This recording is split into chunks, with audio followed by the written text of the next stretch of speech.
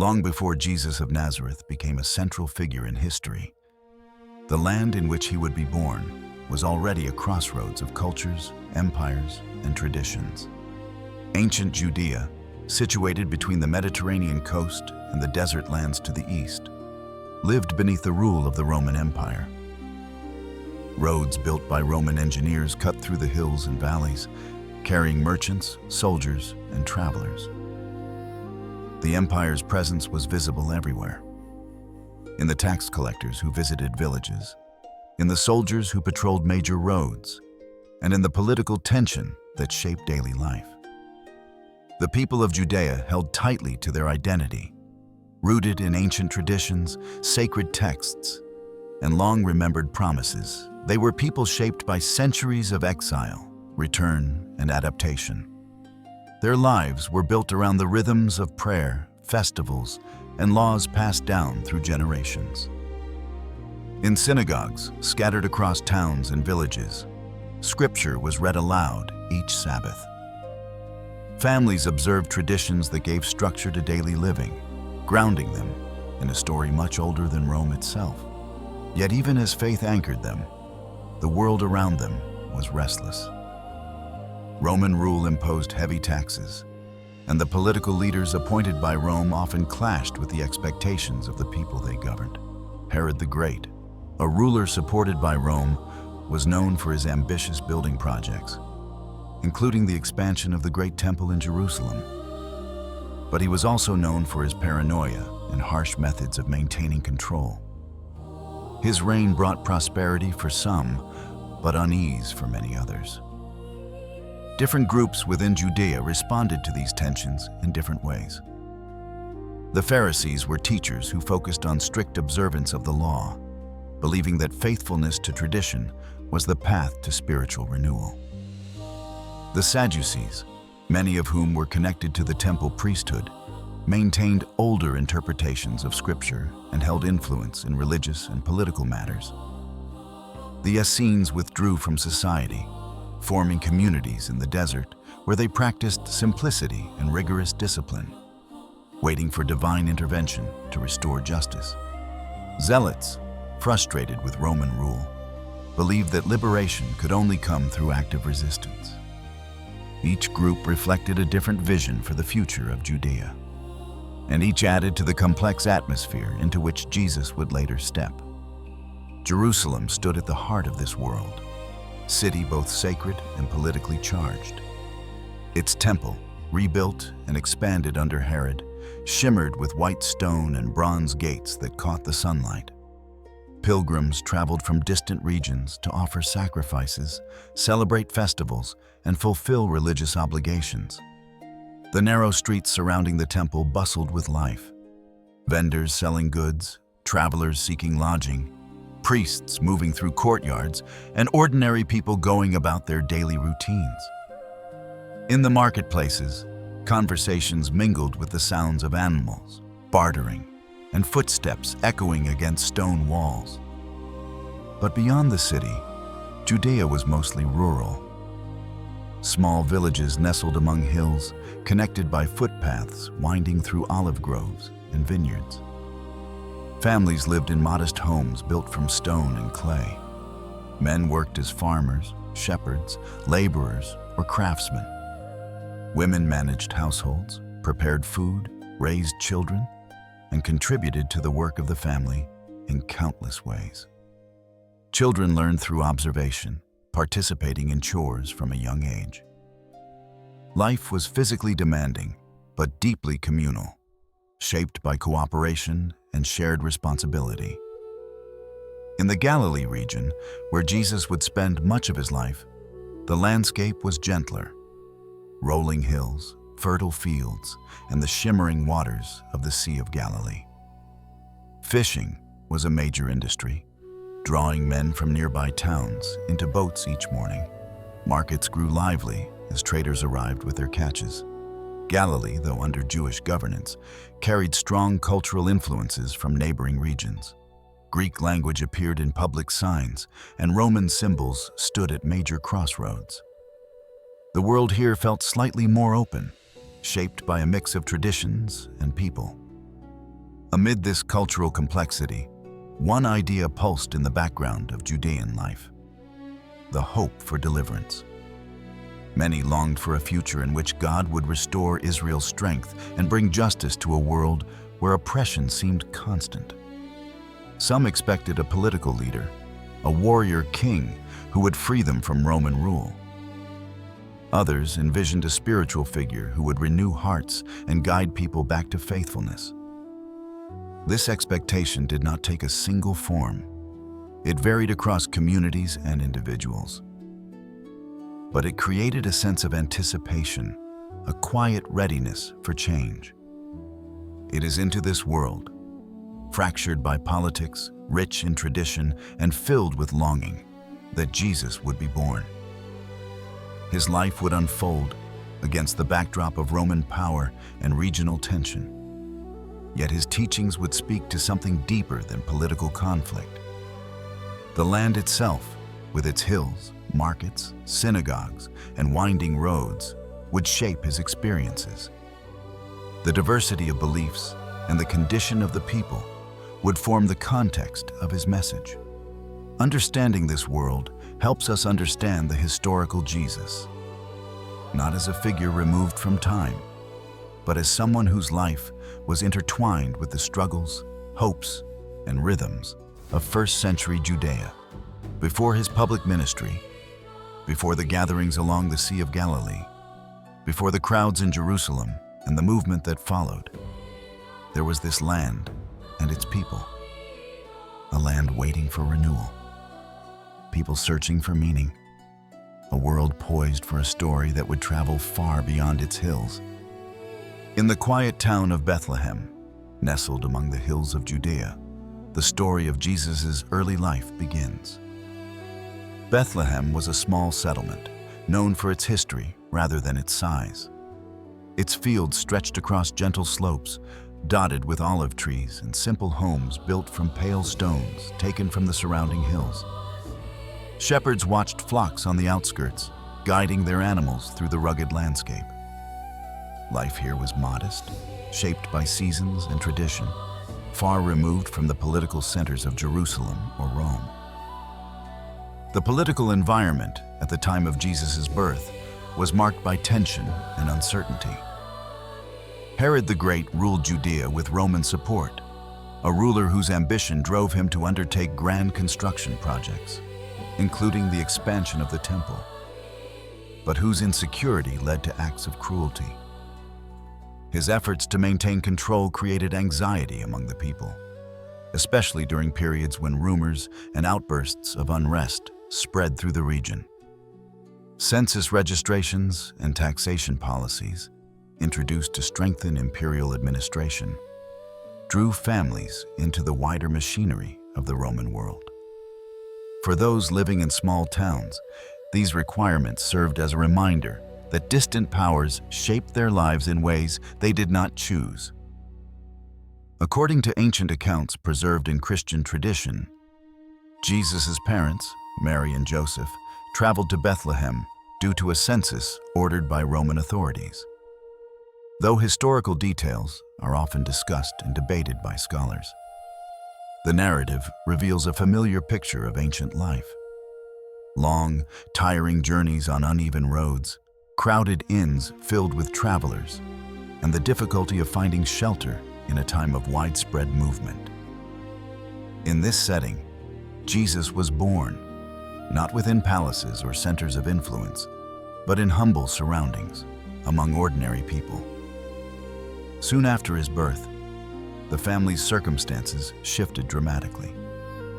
Historical records reflect Herod's paranoia and willingness to act harshly against perceived threats.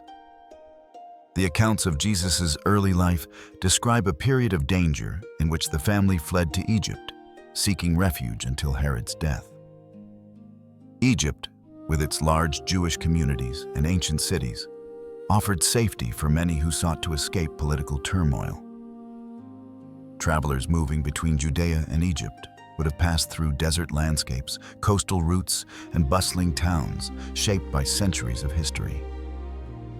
For Jesus' family, the journey represented both survival and dislocation, a reminder of how vulnerable life could be under unstable rule.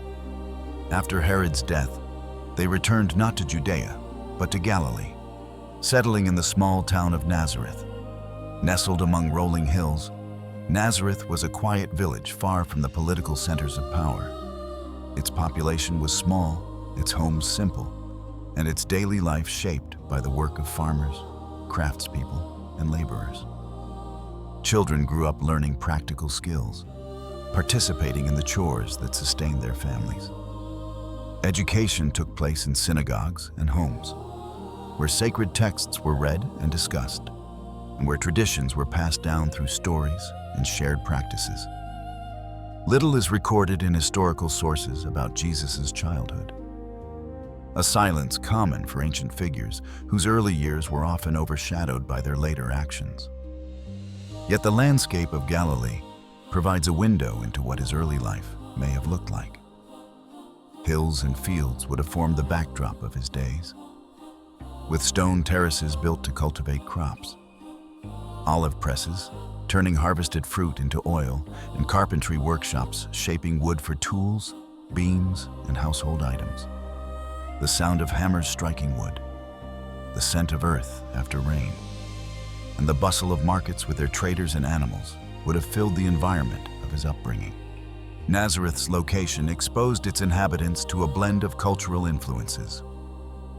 While deeply Jewish in tradition, the region was surrounded by towns with Greek and Roman features. Sepphoris, a larger city not far from Nazareth, carried architectural and cultural elements of the broader Mediterranean world.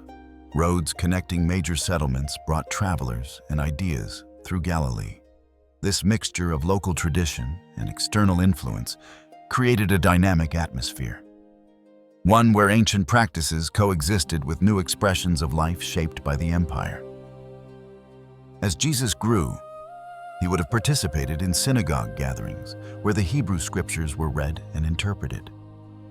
These moments offered both education and identity, grounding young people in the story of their ancestors. Festivals brought families and communities together, marking the cycles of the year with prayers, meals, and rituals that connected daily life to spiritual memory. Through these practices, individuals learned what it meant to belong to a people shaped by covenant and hope. At some point in his early adulthood, Jesus likely trained in a trade, described in ancient accounts as carpentry, a skill that included not only woodworking, but also construction and repairs. This work required patience, strength, and precision, shaping both body and character through the demands of daily labor. The life of a craftsman offered modest means, yet it placed Jesus among ordinary people, sharing the rhythms and concerns of village life. He would have known the worries of harvests, the maintenance of homes, the impact of taxation, and the quiet resilience of families navigating the challenges of a world shaped by empire. Though the historical record is silent about these years, they provided the foundation upon which Jesus' later ministry would be built.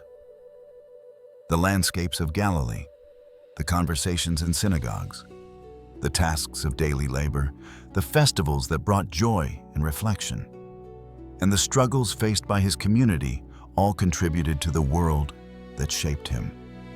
By the time Jesus reached adulthood, Judea and Galilee had changed little in their fundamental character. Yet beneath the familiar routines, the same tensions and hopes persisted. Roman influence remained strong. Religious groups continued to debate the direction of their nation, and ordinary people carried the burdens of survival while longing for renewal. The stage was set for a voice that would speak to these complexities with clarity and compassion. It was into this world, formed by empire, tradition, hardship, and expectation, that Jesus would soon step with a message that would draw crowds, stir controversy, and begin a story that would echo far beyond the borders of his homeland. The years between Jesus' childhood and the beginning of his public ministry are among the quietest in the historical record. The ancient sources do not describe these decades in detail, and this silence has invited both curiosity and contemplation for centuries. While we cannot know precisely what unfolded during these hidden years, the world of first-century Galilee allows us to understand the life that shaped him, its rhythms, its struggles, and the experiences shared by countless others who lived in small villages scattered across the countryside. Nazareth, where Jesus grew up, was a modest settlement tucked into the hills of Lower Galilee. Its houses were built from local stone, clustered along narrow pathways that followed the contours of the land. Families lived close to one another, forming tight-knit communities where news traveled quickly and daily life was shared. The sounds of village life would have been familiar and constant. The braying of donkeys, the calls of shepherds returning with their flocks, the laughter of children playing in dusty courtyards, and the steady rhythm of tools striking wood or stone. From an early age, children in such villages learned the skills needed to contribute to their households. Boys helped in fields, vineyards, or workshops, while girls assisted with tasks such as grinding grain, preparing meals, and tending to younger siblings. Education took place largely within the home and synagogue. Children learned to recite prayers, chant passages from Scripture, and understand the stories that form the core of their cultural and spiritual identity. These texts were not merely lessons, they were living traditions, guiding moral choices and shaping the way people saw themselves in relation to God and their community. As Jesus grew older, he would have taken on increasing responsibility. The ancient accounts describe him as the son of a craftsman, and it is likely he learned this trade himself. Carpentry in the ancient world was not limited to building furniture. It included constructing beams for homes, repairing tools, crafting plows and yokes for farmers, and participating in the maintenance of village structures. It was the kind of work that required patience, skill, and a deep familiarity with the materials of daily life. Working with wood and stone, Jesus would have spent long hours outdoors or in open-air workshops, listening to the conversations of workers, traders, and travelers who passed through. These interactions provided glimpses into the wider world. Stories of other towns, political developments, and the concerns shared across different regions. Galilee, though rural, was not isolated. Greek influences touched its markets, Roman administrators oversaw taxation, and Jewish traditions continued to anchor the identity of its people. Living in this blend of cultures, Jesus would have gained a sense of the complexities and tensions that shaped the lives of ordinary men and women. There were likely moments of travel as well. The major city of Sepphoris, only a short journey from Nazareth, underwent significant construction during Jesus' lifetime. Some historians suggest that craftsmen from surrounding towns, including Nazareth, may have traveled there seeking work. If Jesus or members of his family participated in such labor, they would have encountered a world very different from the quiet village life. Streets lined with Greek-style architecture, bustling marketplaces, and the presence of Roman officials. The contrast between these environments offered insight into the social inequalities and cultural divisions of the time. Religious life remained a constant aspect of everyday existence. Families observed the Sabbath, attended synagogue gatherings, and traveled to Jerusalem for major festivals when possible. These pilgrimages connected even small villages to the broader currents of Jewish spiritual life. The journey to Jerusalem, taking several days through rugged terrain, brought travelers into contact with other pilgrims, merchants, and communities. The city itself, with its massive temple complex, would have left a lasting impression on anyone who visited. A place where ancient tradition and political power intersected. During these hidden years, Jesus would have witnessed the struggles of his people. He would have seen families weighed down by taxation, He would have known the presence of Roman soldiers, the concerns expressed by elders in the synagogue, and the debates among different groups about how to remain faithful in a world dominated by foreign rule. He would have observed how people treated one another, acts of kindness, moments of tension, and the quiet endurance of those who faced hardship with dignity. These experiences, though unrecorded, formed the foundation of his understanding of human life. They offered insight into the fears, hopes, and desires of ordinary people.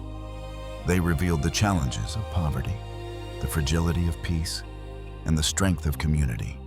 They showed him the weight of injustice and the need for compassion.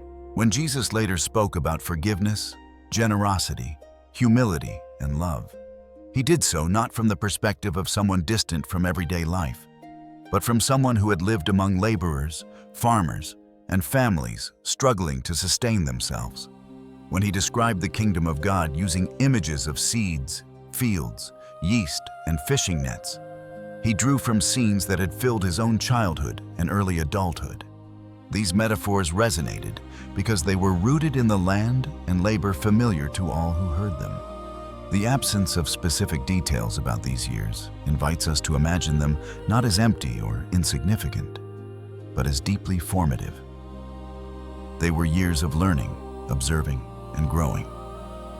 Years in which Jesus lived within the natural rhythms of Galilean life, sharing meals with his family, working alongside neighbors, praying with his community, and walking the hills that would one day echo with his message.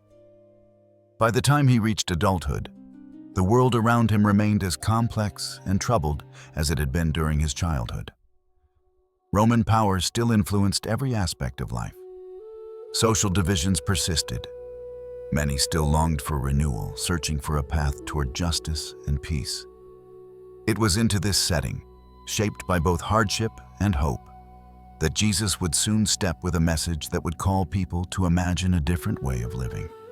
The quiet years were ending. Ahead lay a path that would take him from the shores of the Sea of Galilee to the crowded streets of Jerusalem, through villages and fields where his voice would be heard by thousands. The ministry that would follow would transform not only the lives of those who met him, but the course of history itself. The beginning of Jesus' public ministry unfolded not in the bustling streets of Jerusalem, but along the quieter banks of the Jordan River. Here, a figure known as John the Baptist had begun calling people to repentance, urging them to prepare for a new chapter in their spiritual lives. John was a striking presence, an ascetic who lived simply, drawing crowds with his bold voice and urgent message. People traveled from towns and villages across Judea to hear him, wading into the river to participate in a ritual of cleansing that symbolized renewal and transformation. It was in this charged, hopeful atmosphere that Jesus appeared. While the ancient texts describe a moment of profound spiritual significance, historians often view this event within the broader context of first-century Judea. Movements seeking renewal were common, and many people looked for signs that God was about to act in a decisive way. John's ministry fit within this expectation, and when Jesus came to be baptized, it marked the beginning of a public role that would soon draw widespread attention. After this moment at the Jordan, Jesus withdrew into the wilderness for a period of solitude. The desert regions stretching between Judea and the Dead Sea were harsh and silent, filled with steep ravines, rocky cliffs, and dry winds that shaped the land into stark forms. For generations, seekers had traveled to these desolate places to pray, reflect, and confront their deepest questions. In stepping into the wilderness, Jesus followed a long tradition of individuals who sought clarity away from the noise of ordinary life. Whatever he experienced there, it prepared him for the path ahead. When he returned to Galilee, he began speaking in synagogues throughout the region. His voice carried a tone that resonated with listeners, not because it wielded institutional authority, but because it spoke with clarity, compassion, and conviction. He addressed familiar questions about justice, mercy, and the nature of God, but did so in ways that made people stop and think. His teachings reached beyond ritual and tradition, inviting people to examine the condition of their hearts and the way they treated one another. Jesus soon traveled along the shores of the Sea of Galilee, where fishermen cast nets in the early morning light and villages bustled with daily work. Here he called his first followers, men who worked with boats and nets, accustomed to the unpredictability of the lake and the demands of physical labor. Their decision to follow him was remarkable. They left behind routines that had shaped their lives, stepping into a journey without knowing where it would lead. These early disciples became companions as Jesus moved from town to town, speaking in synagogues, open fields, and marketplaces. Crowds gathered wherever he went. Some came out of curiosity, others in search of healing or comfort. In small villages, people brought their sick to him, hoping for relief. Stories of these encounters spread quickly, carried along trade routes and through conversations in market stalls and synagogues. While historians approach such accounts with varied perspectives, the historical record makes clear that Jesus became known as a healer, someone who offered hope to those who felt forgotten or excluded. What set him apart was not only what he did, but how he did it. He spoke to people others overlooked: the poor, the sick, tax collectors, and those considered sinners. He shared meals with individuals who lived on the margins of society. He treated them with dignity at a time when many faced judgment or isolation. His actions conveyed a message as powerful as his words: that every person carried worth and that compassion could bridge social divisions. One of the hallmarks of Jesus' ministry was his manner of teaching through parables. These stories were drawn from the landscapes and daily tasks familiar to his listeners: seed sowing, fishing, baking bread, tending animals. Each parable carried layers of meaning, inviting reflection rather than dictating conclusions. They painted a vision of a world in which forgiveness mattered more than revenge, generosity mattered more than status, and humility mattered more than pride.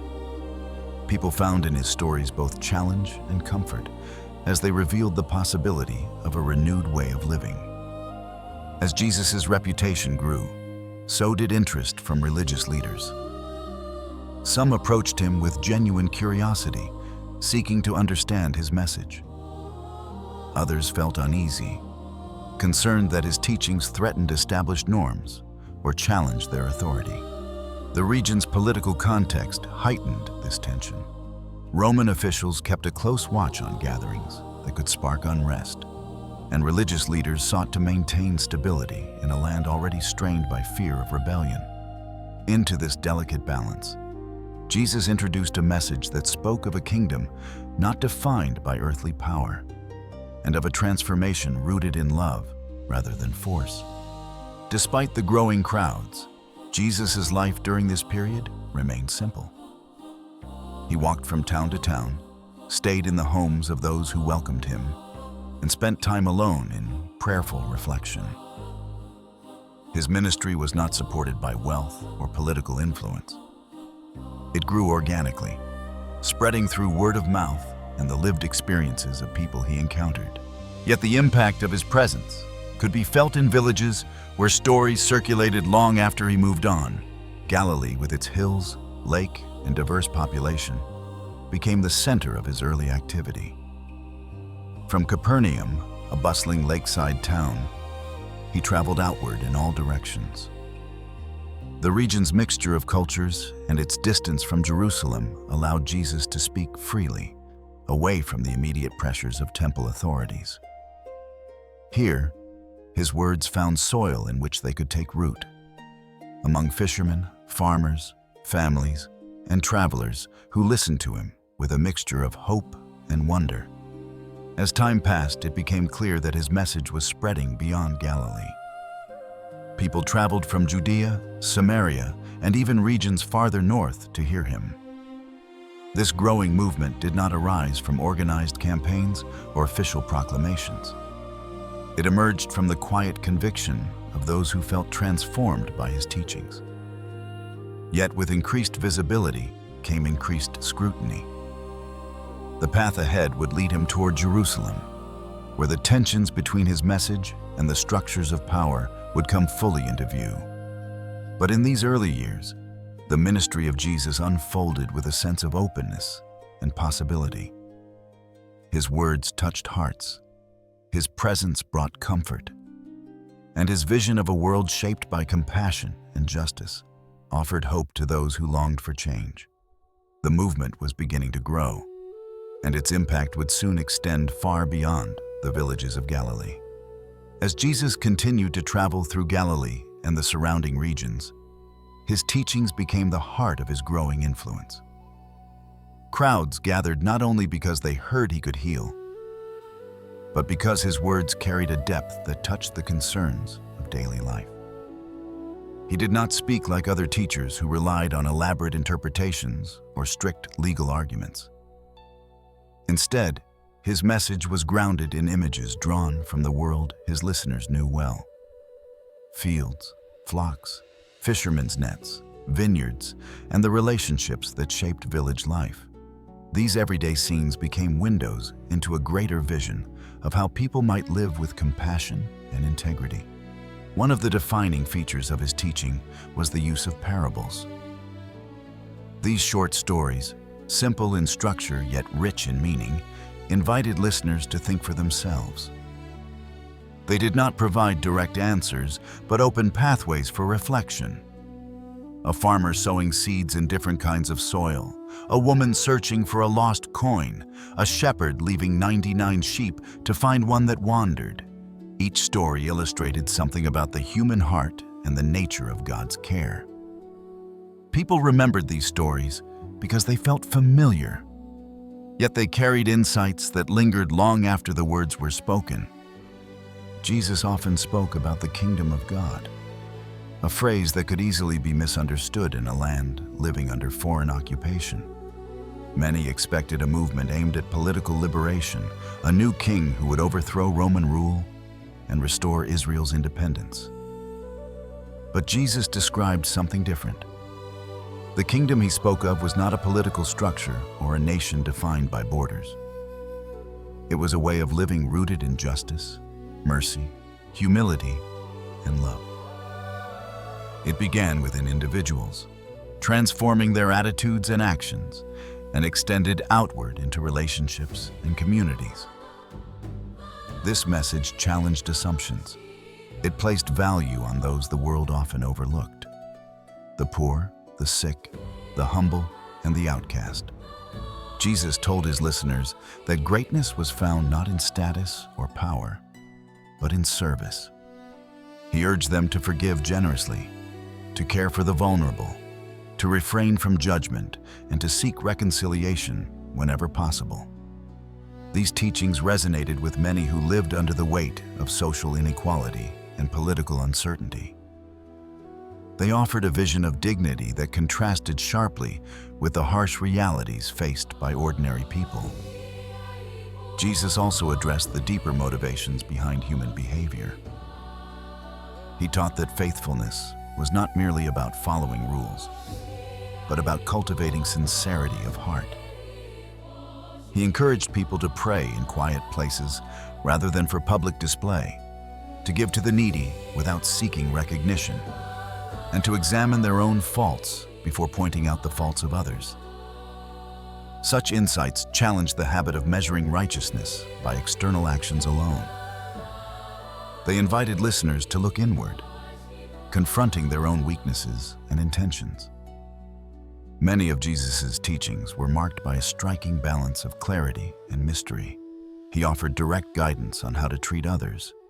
Do to them as you would have them do to you. But he also presented ideas that required contemplation, such as loving one's enemies or turning the other cheek in the face of insult. These principles did not align with the instinct to retaliate or protect one's honor, values deeply ingrained in ancient societies. Instead, they asked people to break cycles of violence and hostility by responding with patience and humility. His teachings about wealth and poverty were equally challenging. In a world where most people struggled to sustain themselves while a small elite enjoyed significant wealth, Jesus emphasized the dangers of greed. He warned that material possessions could become obstacles to spiritual growth and encouraged generosity toward those in need. Stories such as the rich man and Lazarus highlighted the moral responsibility to care for the poor, drawing stark contrasts between the comfort of the wealthy and the suffering of the forgotten. Despite the challenging nature of his messages, Jesus' tone remained compassionate. He understood the burdens carried by those who came to hear him, burdens of fear, guilt, illness, and economic hardship. His teachings offered hope that change was possible, not through force or revolution, but through personal transformation and communal care. He did not condemn those who struggled, but invited them into a way of life that promised renewal. At the same time, Jesus confronted hypocrisy and injustice with boldness. When religious leaders prioritized ritual purity over compassion, he challenged their interpretations. When people used the law to justify exclusion or oppression, he reminded them of the deeper principles of love and mercy. These interactions reveal a dimension of his ministry often overshadowed by his gentler teachings, a willingness to challenge structures of power when they harmed the vulnerable. His critiques were pointed, but rooted in a desire for integrity and fairness. The ethical vision presented by Jesus was both ancient and new. It echoed the themes of the Hebrew Scriptures: justice, compassion, humility, while expanding them into a transformative way of living. This combination of continuity and innovation contributed to the appeal of his message. People found in him a teacher who honored tradition but also revealed new depths within it. Someone who saw beyond social divisions and called everyone to a higher standard of humanity. As word of his teaching spread, the crowds grew larger. People traveled long distances to hear him speak. Some camped on hillsides, listening as he delivered extended reflections on topics such as anger, generosity, prayer, and trust. These moments created a powerful sense of shared experience, as individuals found themselves united by curiosity and the longing for meaning. Even those who did not fully understand his teachings sensed something compelling in his presence. Yet the growing attention also increased the pressure surrounding him. His message comforted many, but unsettled others. It raised questions about authority, tradition, and the balance between religious law and human need. His vision of a world shaped by forgiveness and humility offered hope.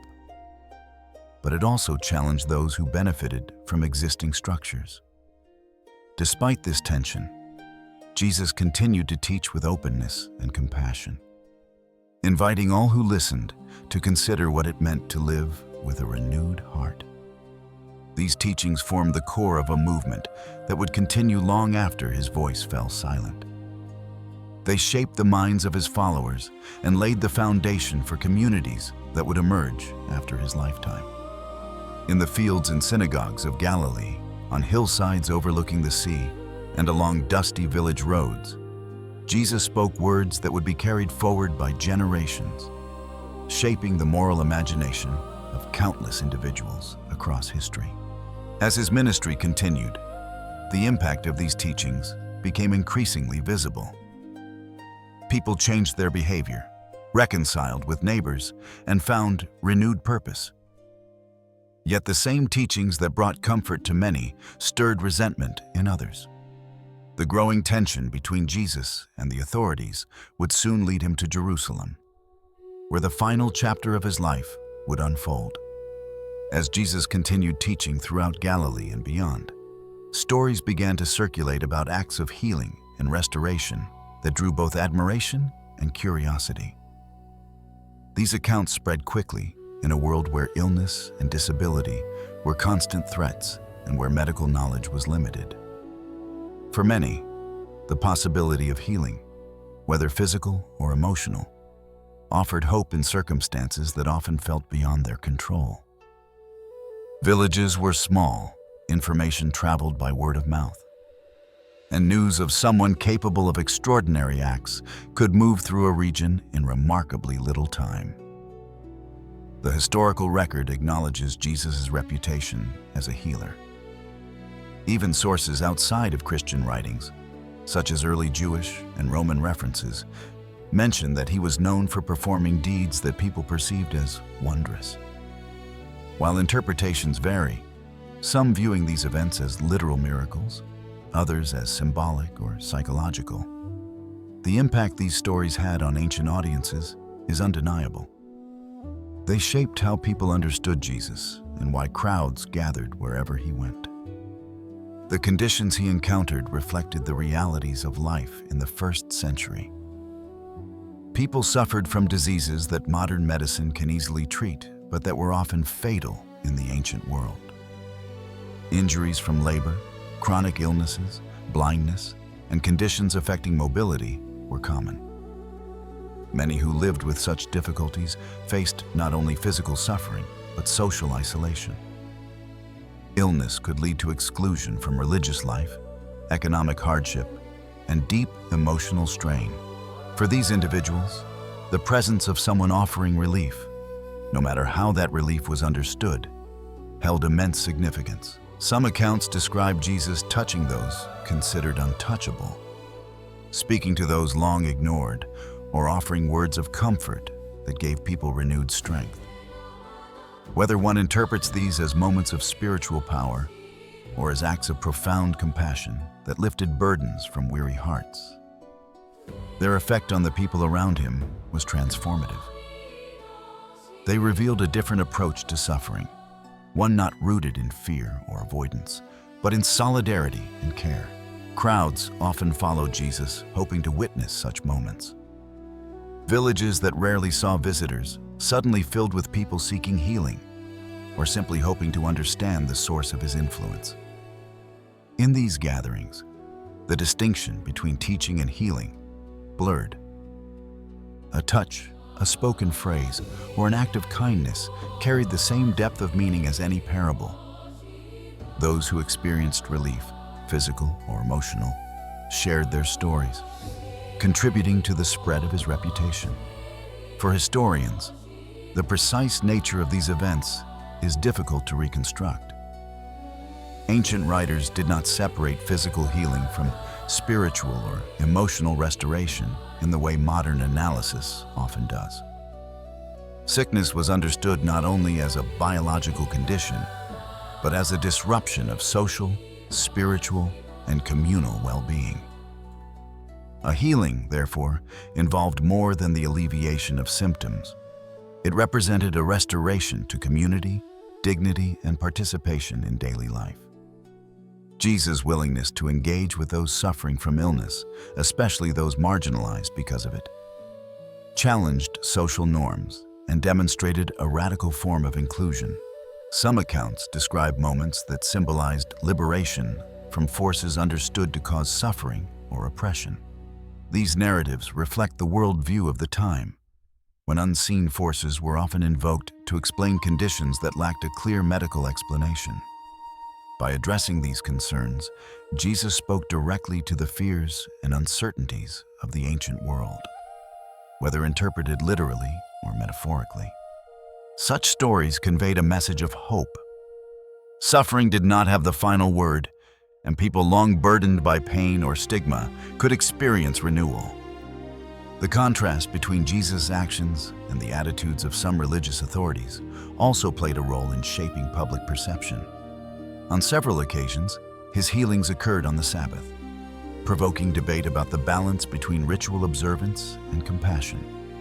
When questioned, Jesus emphasized the priority of mercy over rigid interpretation, suggesting that acts of kindness aligned with the deepest intentions of the law.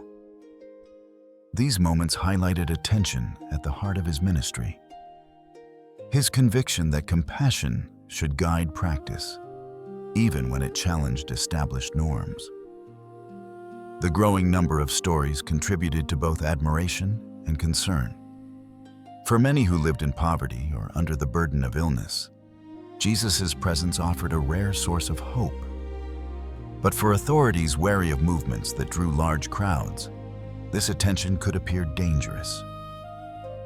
Judea had a history of uprisings inspired by charismatic figures.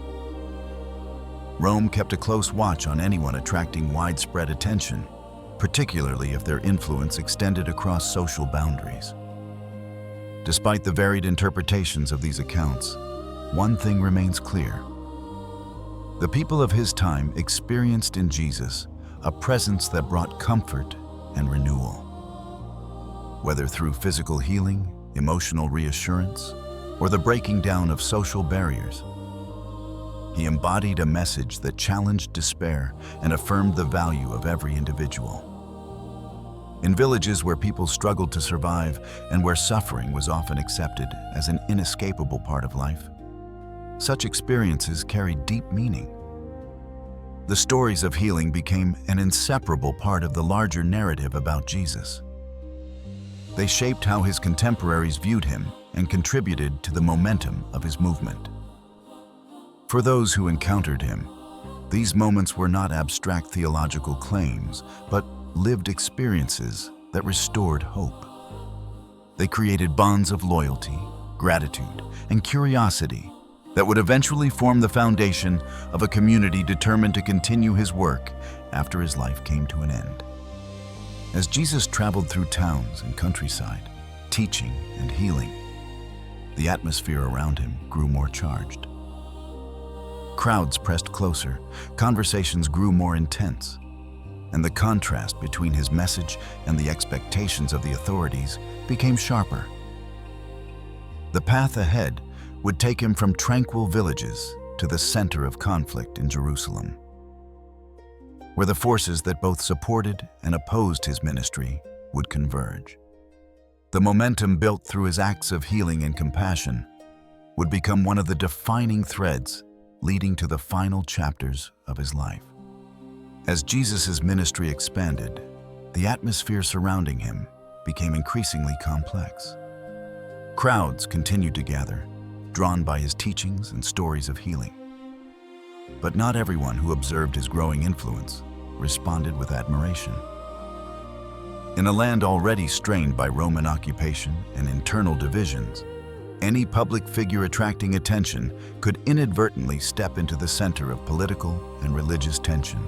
Among the religious groups of Judea, opinions about Jesus varied widely. Some Pharisees were intrigued by his teachings and invited him to their tables for discussion.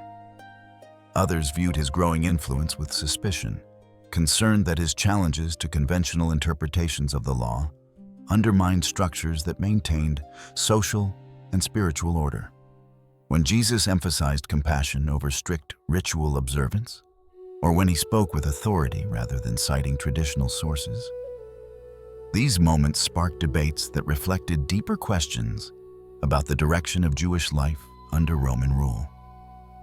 The Sadducees, who were closely tied to the temple priesthood and held influence in Jerusalem, faced their own concerns. They lived under the constant pressure of balancing religious duties with the realities of cooperating with Rome.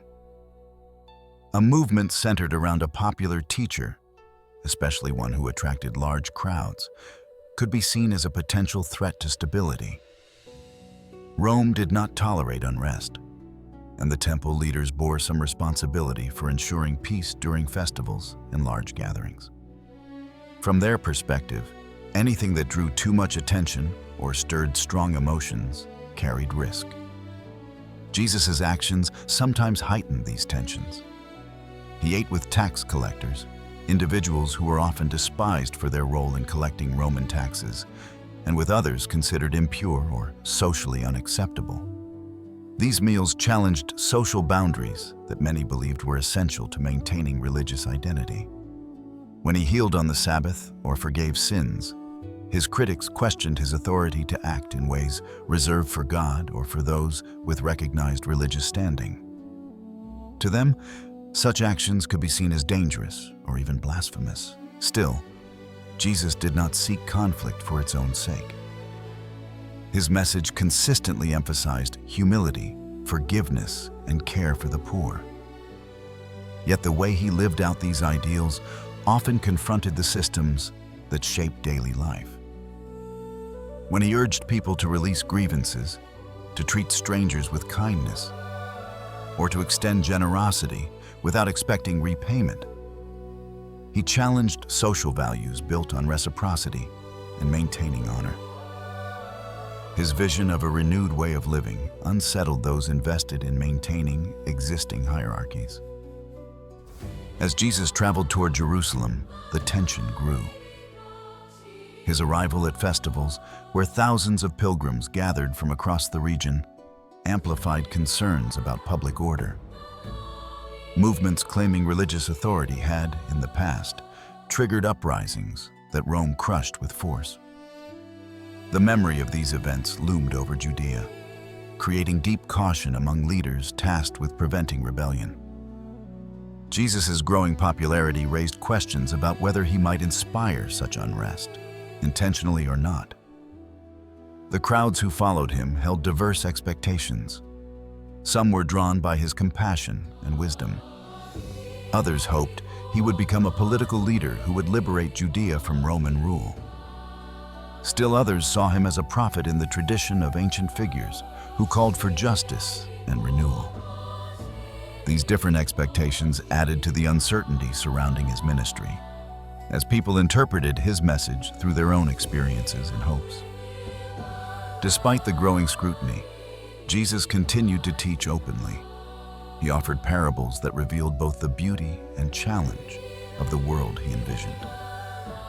He spoke of a kingdom not defined by power, but by mercy. He shared stories of forgiveness that disrupted cycles of anger. He encouraged people to trust in God rather than in wealth or status. These teachings resonated with those who longed for change, but they also confronted values deeply ingrained in the social fabric. The tension became especially evident when Jesus criticized the hypocrisy he observed among some leaders. He did not condemn the law or the traditions of his people, but he questioned interpretations that placed heavy burdens on ordinary individuals while offering little compassion. He emphasized that justice, mercy, and humility mattered more than rigid adherence to rules. Such statements challenged not only religious authority, but also the broader understanding of what it meant to be faithful in a world shaped by political and cultural pressures. As the Passover festival approached, the atmosphere in Jerusalem grew increasingly charged. The city swelled with pilgrims, creating a mixture of celebration and anxiety. For Roman administrators, Passover was a time requiring heightened vigilance, as the festival commemorated liberation from oppression, a theme that could ignite calls for rebellion. The temple leaders, too, felt the weight of responsibility, balancing the spiritual needs of the people with the demands of the occupying power. Jesus entered Jerusalem in this delicate moment, accompanied by crowds who hailed him with enthusiasm. For his followers, the event symbolized hope.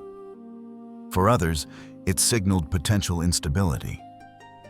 The heightened attention placed him directly under the scrutiny of those who feared the consequences of a movement that might grow beyond their control. In the days that followed, Jesus taught in the temple, where the debates between him and the authorities intensified. Questions about his authority, his interpretation of Scripture, and his understanding of the law became more pointed. His critiques struck at the heart of religious and political concerns. Some responded with admiration, others with alarm. Behind closed doors, conversations took place among those who felt threatened by his influence. The question was not merely theological, but practical. How to maintain public order in a city crowded with pilgrims? how to prevent Rome from intervening with brutal force, and how to address a teacher whose words inspired devotion yet challenged established norms. The rising tension did not come from a single moment, but from a gradual convergence of concerns. Jesus' popularity, his teachings, his acts of compassion, and his critiques of hypocrisy all contributed to a sense of uncertainty for those in positions of authority. The leaders feared that if they did not act, Rome would. And for a movement as young as the one surrounding Jesus, the threat of political intervention carried severe consequences. Unaware, perhaps, of the full extent of the danger, Jesus continued to move among the people with the same calm purpose that had marked his ministry from the beginning. But the path that had taken him from the quiet villages of Galilee to the crowded streets of Jerusalem was leading to a decisive and painful turning point. The forces that had been gathering around him were about to converge in a moment that would change not only his life, but the course of history. As Jesus entered Jerusalem for the Passover festival, the atmosphere was charged with both celebration and tension. The city swelled far beyond its usual population as pilgrims arrived from distant regions, filling its narrow streets, marketplaces, and surrounding hillsides. Voices and footsteps echoed through stone alleys. Merchants called out to travelers, and the scent of bread, incense, and livestock drifted through the air. It was a time of devotion, remembrance, and reflection, but also a time when the authorities watched carefully, aware that unrest could erupt with little warning. Jesus' arrival did not go unnoticed. Many who had heard him teach in Galilee, who had seen him show compassion to the sick or speak in parables that stirred reflection, welcomed him with enthusiasm. They lined the path into the city, spreading branches and cloaks on the ground in a gesture of honor. Their shouts carried a sense of hope, not necessarily for political revolution, but for renewal. For the possibility that Jesus might embody the long-awaited promise of divine intervention in their troubled world. Yet, these displays of excitement also heightened the concern of religious and political leaders. With so many people gathered in Jerusalem, even small disturbances held the potential to escalate quickly. The Roman governor, Pontius Pilate, was present in the city to ensure stability during the festival. Temple authorities, responsible for overseeing sacred rituals and maintaining order, felt the weight of both religious duty and political pressure. In this environment, Jesus' growing visibility raised difficult questions about how to respond to a teacher who attracted widespread attention, yet resisted simple categorization. In the days following his arrival, Jesus spent time teaching in the temple courtyards. These open areas, filled with columns and shaded walkways, provided space for public discussion and prayer. Pilgrims from many regions entered the temple grounds, carrying offerings and gathering for ritual observance. Against this backdrop, Jesus' voice carried through the courtyards as he spoke about justice, faith, humility, and the importance of sincere devotion. Large crowds listened, prompting concern among leaders whose authority rested on careful management of religious practice. Tensions rose when Jesus challenged the practices he observed around him. According to ancient accounts, he confronted those engaged in commercial activity within the temple precincts, criticizing the ways in which sacred space had become intertwined with profit. This act, symbolic and provocative, sent a clear message about the need for integrity in worship. For the authorities, it represented a direct challenge to the systems they oversaw. For the crowds, it revealed a willingness to confront injustice, even within sacred institutions. As the festival continued, conversations about Jesus grew more intense. Some sought deeper understanding of his teachings, while others felt threatened by the influence he held. Questions arose about his authority. Who had given him the right to speak so boldly, and what consequences might follow? if his movement continued to grow. Religious leaders debated how to address the situation without provoking unrest among the people or drawing harsh retaliation from Roman forces. During this time, Jesus gathered privately with his closest followers to share a final meal. The setting was intimate and solemn, reflecting the uncertainty of the days ahead. He spoke openly about betrayal, suffering, and the challenges they would soon face. The meal carried symbolic weight, grounded in the traditions of the Passover, yet infused with a sense of farewell. His followers did not fully understand the significance of his words, but they sensed the gravity in his tone. Later that night, Jesus went with some of his disciples to a quiet garden outside the city walls. Among the olive trees, under the dim light of evening, he prayed and reflected, aware that the growing tension was reaching a critical point. The garden, a place of stillness, contrasted sharply with the events that soon followed. A group of armed men, sent by local authorities, arrived to arrest him. The quiet of the night shattered as Jesus was taken into custody, leading his followers into confusion and fear. He was brought first before the high priest and members of the Jewish council. The proceedings, conducted in the shadows of night and early morning, reflected the urgency felt by leaders who feared what might happen if his growing popularity ignited unrest during the festival. Questions were asked about his teachings and his perceived claims to authority. The conversation was fraught with tension, shaped by the political pressures of the moment as much as by religious concerns. Some members of the council sought to protect the community from what they saw as a dangerous situation.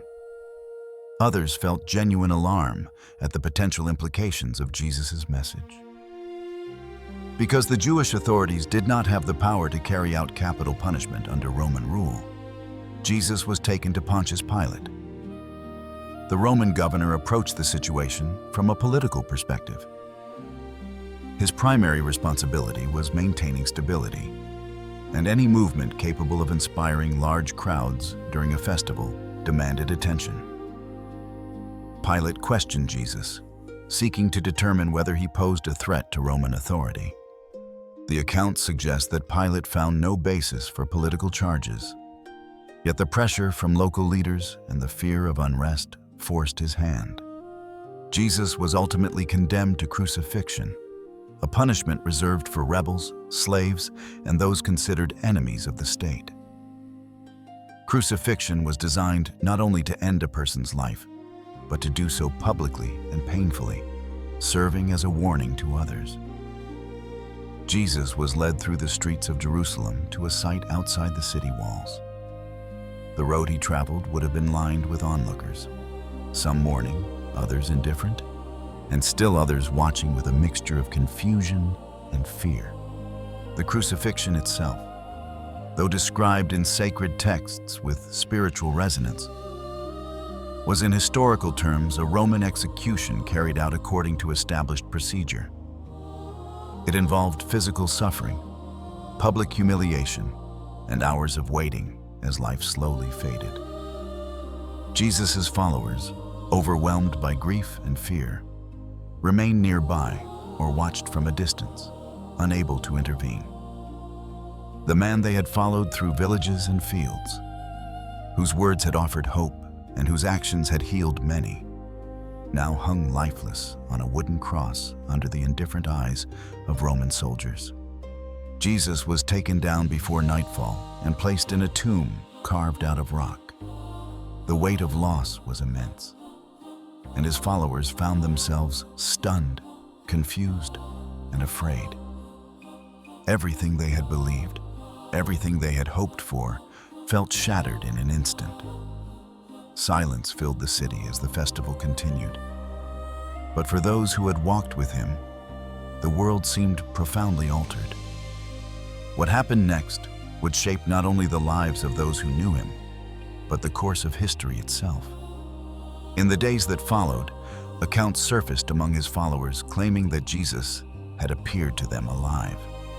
These experiences, described with conviction in early Christian writings, formed the foundation of a belief that transformed grief into courage and confusion into purpose. Whether interpreted through the lens of faith, history, or human experience, the aftermath of Jesus' death marked the birth of a movement that would spread far beyond the boundaries of Judea. The final stage of Jesus' earthly life had unfolded in Jerusalem under the shadow of political tension and religious unrest. Yet the impact of those events would not remain confined to the city's walls. From the confusion of his followers emerged a message that would travel through centuries and across cultures, shaping spiritual traditions, moral thought, art, literature, and the imagination of countless generations.